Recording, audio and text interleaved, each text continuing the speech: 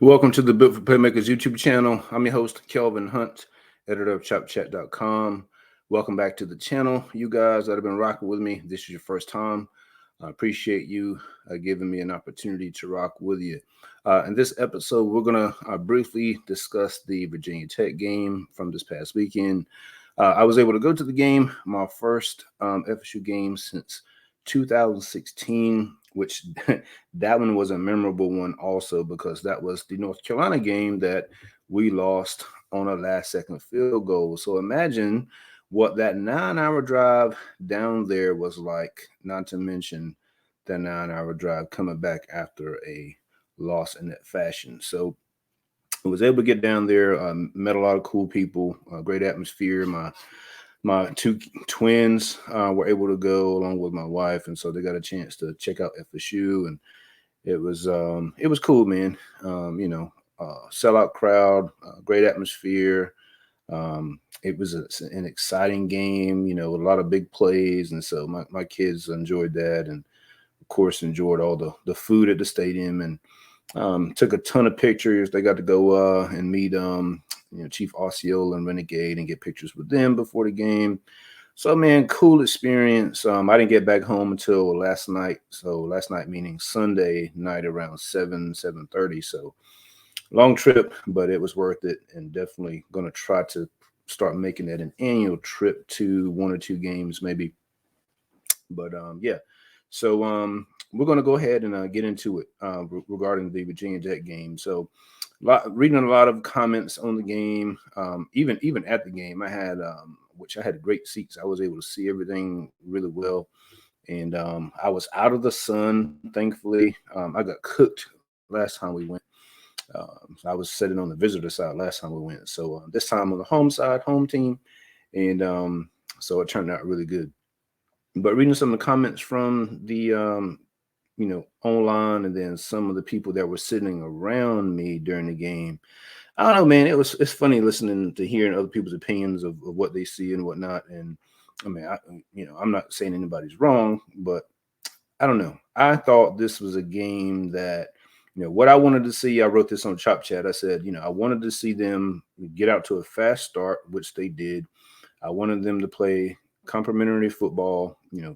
Offense score, defense going to stop. Offense score, defense going to stop. So forth and so on. And look, that's exactly what happened. Wanted to see the running game get going. They really ran the ball well, which Virginia Tech, they're not great defensively by any means, but it's a game where if FSU wasn't able to run the ball, you would have had some real concerns. So, I thought Jordan Travis played well. He was 18 to 24 for 170 yards, and really, you had two balls to Ja'Kai that in real time in person, I thought Ja'Kai should have caught the first pass. He was interfered with a bit more than I thought when I had a chance to go back and look at it on YouTube. But it was a great ball, and whether Jordan Travis should have hit some guys going over the middle or whatever, that's neither here nor there. He made a great throw. I thought he should have, Ja'Kai should have caught the ball, but he was interfered with. Ja'Kai had another ball that I thought he should have caught.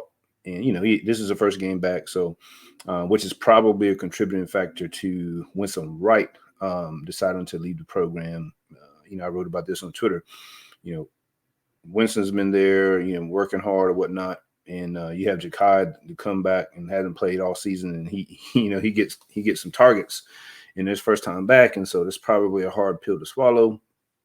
But it is what it is. Young man feels like he's got to do what's best for him.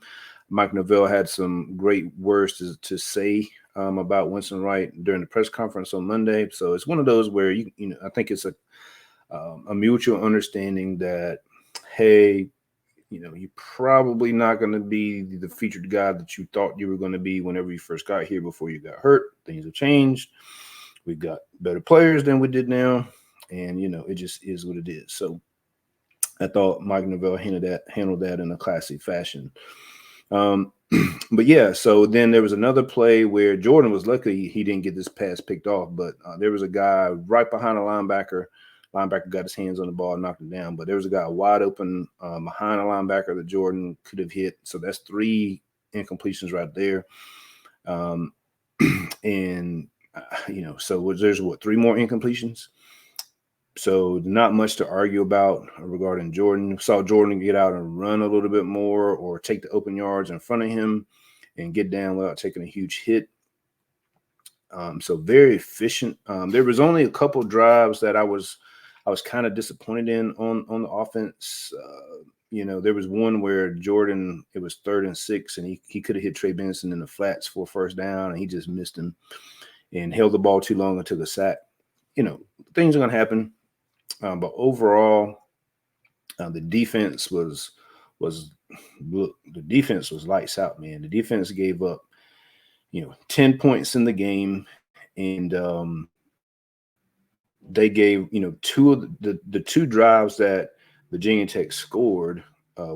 One of them was, that's where Mike Norvell got so hot at the officials. If you were at the game, you saw Mike Norvell was chewing these cats out. I'm talking about for like the whole timeout. He was like, I don't know if I've ever seen Mike Norvell that upset. But, there was a play where AZ Thomas intercepted the ball, which was an incredible interception. Intercepted the ball on the sidelines. His whole body's out of bounds, but he manages to catch the ball, but bring his feet down in bounds for the interception. But they throw a flag for a late hit, which I thought was a questionable call. So it should have been a turnover. FSU going down to score again, but of course they throw the flag, and so I think FSU holds them to a field goal on that one. And then there's another drive where Virginia Tech scores their only touchdown against the defense, and it's a play where the ball literally hit the ground to the running back, I think it was, on a pass play, and they didn't even review it. So look, let's go ACC refs. And Virginia Tech had to convert like multiple 4th downs, just to get the touchdown. So minus the kickoff return in the 3rd quarter to open the 3rd quarter to cut the lead to 22-17. There's really not a whole lot to complain about, guys. And this is the part I want to talk about too, though. So we go back to Boston College. And granted, I've said numerous times that I feel like the Boston College game was heavily influenced by half the team having the flu. Guys were sick. I remember being in college one year, I think it was my sophomore year, I had the flu or something similar to it. I felt like death, son. I had a fever, and I had some scouts that were coming to watch me play. And, it's like, hey, man, these guys are coming to watch you play. You're sick. Are you gonna give it a shot or not? What are the chances are these guys are gonna come back and watch you play again? It's a risk. You may play like crap, you may not, but you only have this opportunity, right? So I played, didn't play poorly, but obviously wasn't 100%, and it affected everything. You felt lethargic, you felt tired. So I can only imagine playing a physical game like football, with the flu or being sick, and that not influencing how you play. So going back to the Virginia Tech game, and how does that compare to Boston College? Well, in the Boston College game, you kind of saw Boston College grab some momentum, right? Boston College grabbed some momentum. The offense can't do anything. The defense can't get off the field. Now, that didn't have anything to do with the Virginia Tech game, but Virginia Tech had just scored before halftime. It's 22-10. They score on the kickoff return to start the 3rd quarter. So immediately it's 22-17, and like 11 seconds have gone off the clock in the 3rd quarter. Now, why is that important? Because in the Boston College game, FSU could never really seemingly get that momentum back. Now they're on the road again. It's kind of wet conditions and all that good stuff, and guys are sick. So those are some variables. But here you're at home, and FSU in 2 plays, Trey Benson runs a touchdown, long touchdown run. and basically, just steals all the momentum that Virginia Tech had, because those guys were hyped after that kickoff return. They were over on the sidelines. They were jumping up and down. They thought they were getting ready to do something. And as soon as Trey Benson ran that long touchdown run, broke that long touchdown run off, you saw the air come out of that balloon like, and of course the defense went out there, got a stop, and FSU wound up scoring I think a field goal and another touchdown, and the defense didn't allow a score in the second half. And look, Virginia Tech had 300 and I'm gonna look at this here. Virginia Tech had 313 total yards in the game. They had 313 yards. I'm sorry. 80 of those yards came after the score was 39-17 with 5, 6, 7 minutes left in the game. So realistically, Virginia Tech had 240 yards or so, and even then you could call 32-17 garbage time. I mean, they're not going to come back in that fashion unless something crazy happens. So take out one huge run in the second quarter, I think it was, where he probably doesn't get all of those yards if a guy doesn't come back and throw a block on A.Z. Thomas, which by a letter of the land could have been a blindsided hit, a flag, but of course they don't throw it because it's FSU and ACC refs. So guys, there's not a lot to nitpick on this game about. I mean, the offense was efficient for the most part. You saw Jordan Travis hit guys over the middle of the field. You saw efficiency in the red zone. I think FSU continues to have a 100% scoring rate in the red zone. You saw the defense, hold Virginia Tech to 10 points. And I mean, really, I think they averaged 5 yards per play for the game. But again, that's counting garbage time. If you remove the garbage time yardage, they're well below, somewhere in the fours.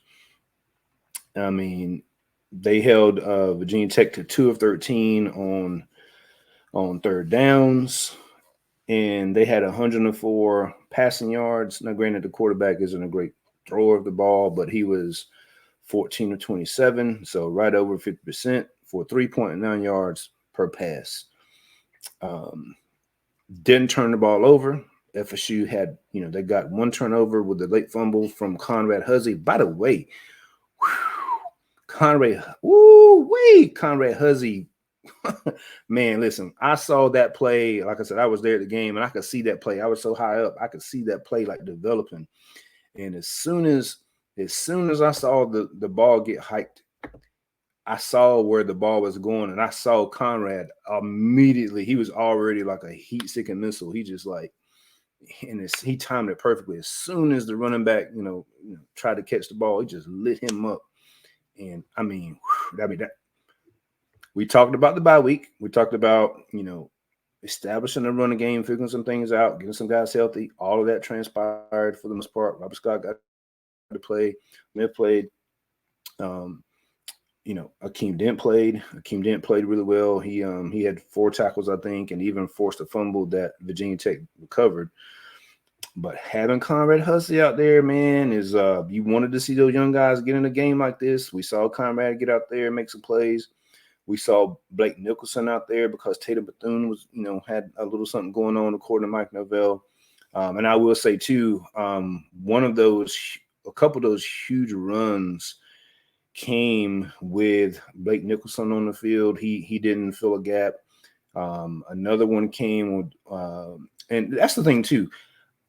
But a lot of people are complaining about FSU subbing guys in a lot, but guys, they were up 22-0. So it's a great opportunity to get some young guys in the game. You saw Byron Turner out there. Byron Turner is the guy that lit the quarterback up and then had the the roughing the passer call. But there were some plays out there, with Jerry Verse and starters, not all the starting defense out there. And they gave up a few plays. So you got to take that into consideration, and this is the thing. So, I mean, I've said this before, you never want to play, I shouldn't say this, you want to play a perfect game every time. Obviously that's not going to happen, especially not early in the year. But it feels like this FSU team is starting to take shape, similar to how last year was. You remember last year, they came out of the bye week and just started playing really, really well. And I feel like that's what's going to portend you right now. You're establishing depth at the same time you're winning.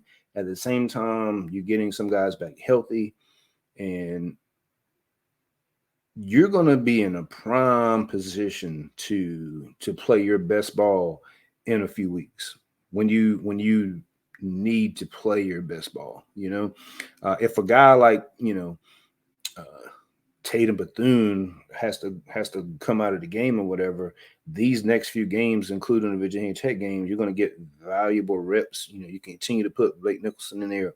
You continue to put Conrad Hussey in the game, Byron Turner in the game. So in these situations where you don't have to have your starters out there, but it's still not garbage time yet, that's smart coaching.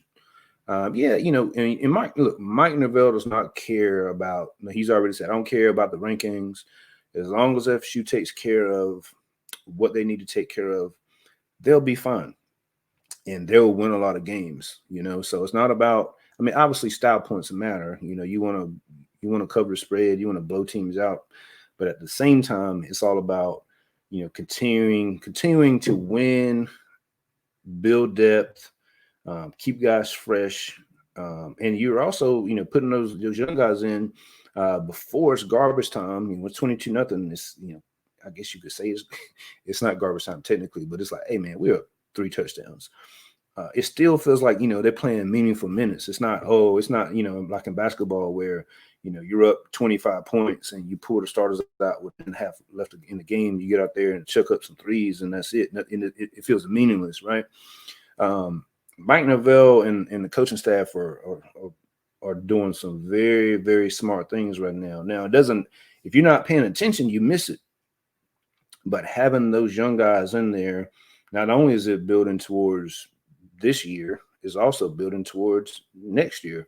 Whenever you're not going to have a Jared Verse out there, you're not going to have a Tatum Bethune out there, you're not going to have a Keem Dent out there. So they're doing a lot of multiple things at the same time to accomplish the ultimate goal, which is win a lot of games, right? So coming up with the Syracuse game, they're limited. You got Duke without their quarterback, they're limited.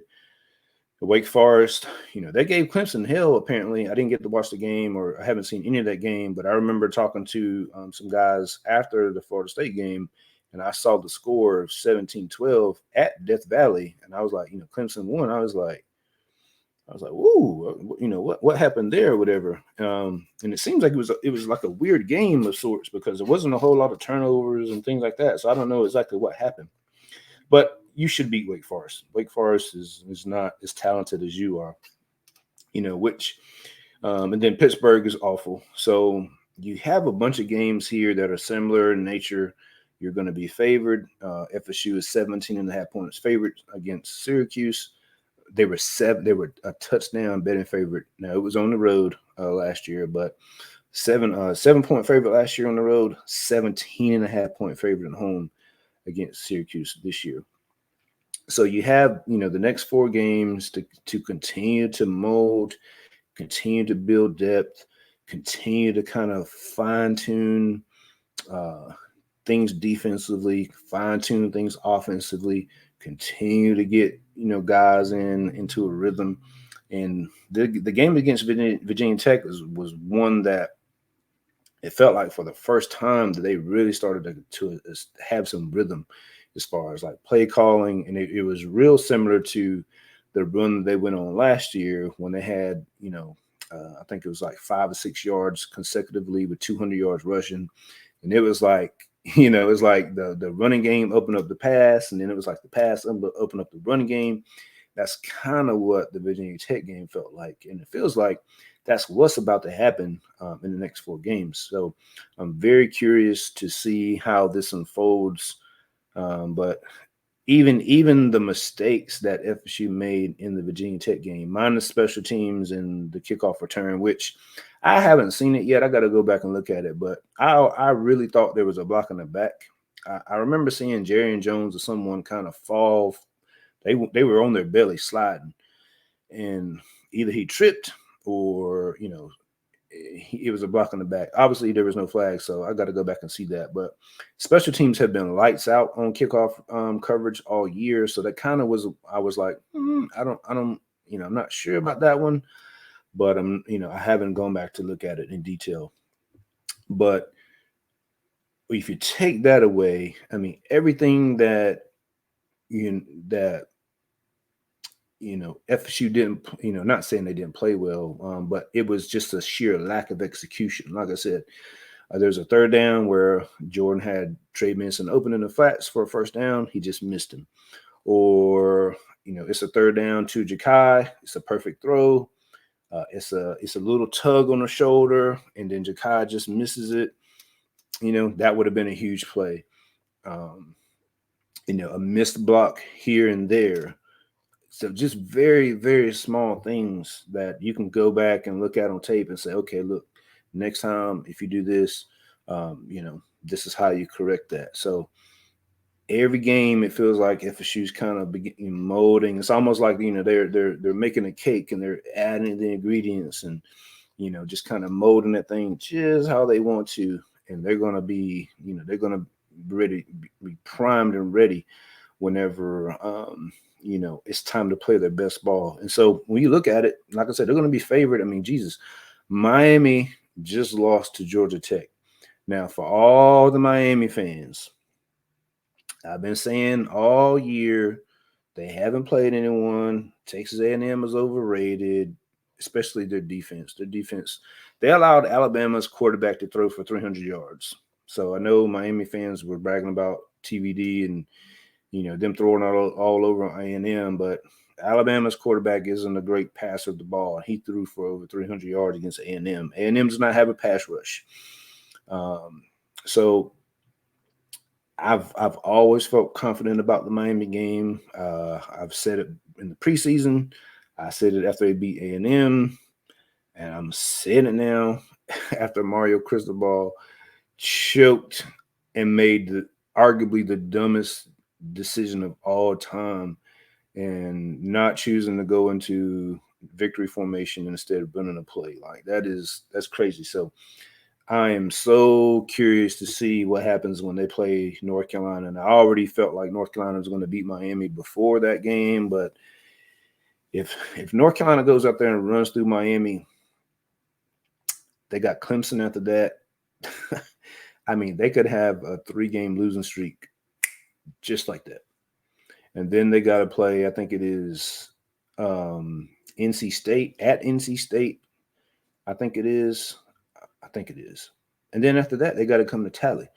Now, look, we know the FSU's Miami Super Bowl, so that goes without saying. They could lose every game up until that game. They're going to give everything they got in that game. But it is not a good matchup for Miami. I've been saying it for the longest. I cannot wait to, obviously I want to win these next few games, but I can't wait to get to that game and break everything down and then watch it come to fruition just like we did last year, like we said it would. So, and after that, it's North Alabama, and then it's going to the Swamp and, taking care of business against the Florida Gators. So, again, there's a lot of nitpicking going on with the FSU team right now, but everything that's you could quote unquote say is wrong is basically a sheer lack of execution. The play is there, it's executing a block. It's reading the right cut off of a block. Now I will say Trey Benson, Lawrence Toafili, they did an excellent job of reading the blocks, hitting the right hole, I mean, granted, it helps when you have massive holes that you can drop trucks through. They did a much better job of taking the right track and reading their blocks and getting in the open field and making guys miss. So the bye week, again, we said it came at a perfect time, and it's definitely evident that they worked on some things, and it looked very close to how FSU looked last year when they were just tearing everybody up.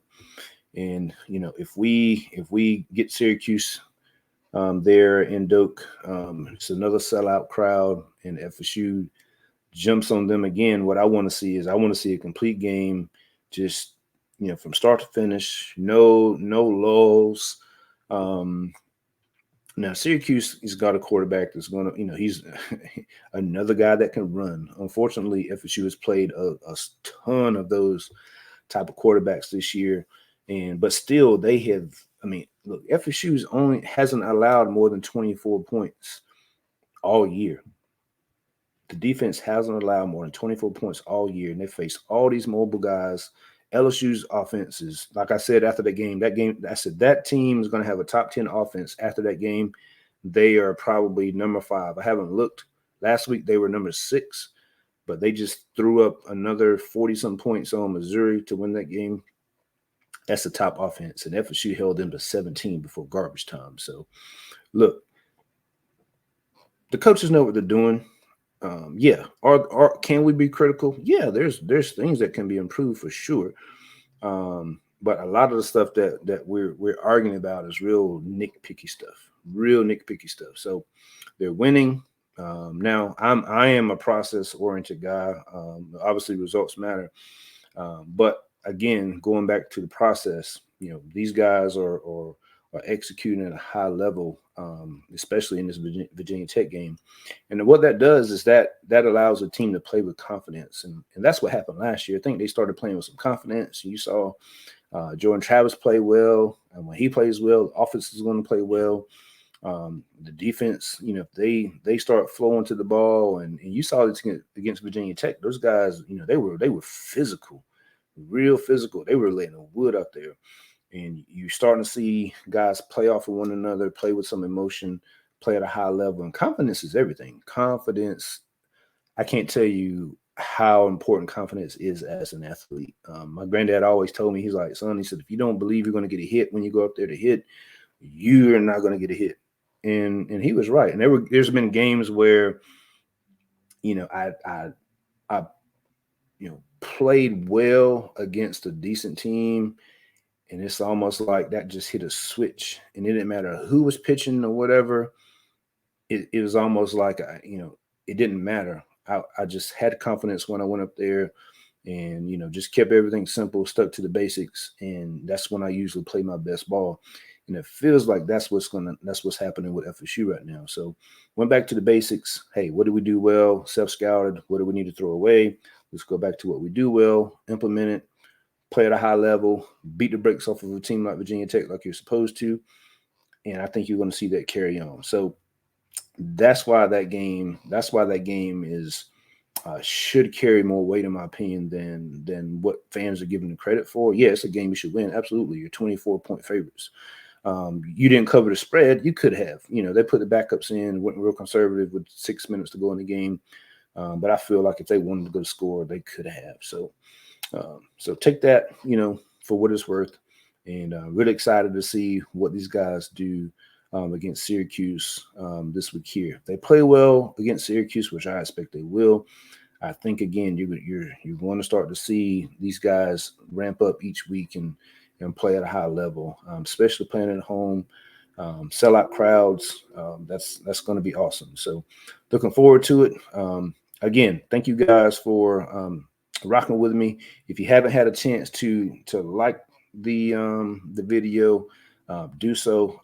We got like 40-something likes on the last one, so y'all got to do a little bit better for me, man. Give me to 100 likes. Get this out there to more FSU fans. I try to be fair in my assessments. If someone's playing well, I'm going to say that. If they're not playing well, I'm going to say that. But yeah, if you could like this button for me, subscribe if you haven't, put your notifications on so you know when the next video drop. We will get into Syracuse footage here in the next day or so. But yeah, until next time, appreciate you rocking with me, and go Noles.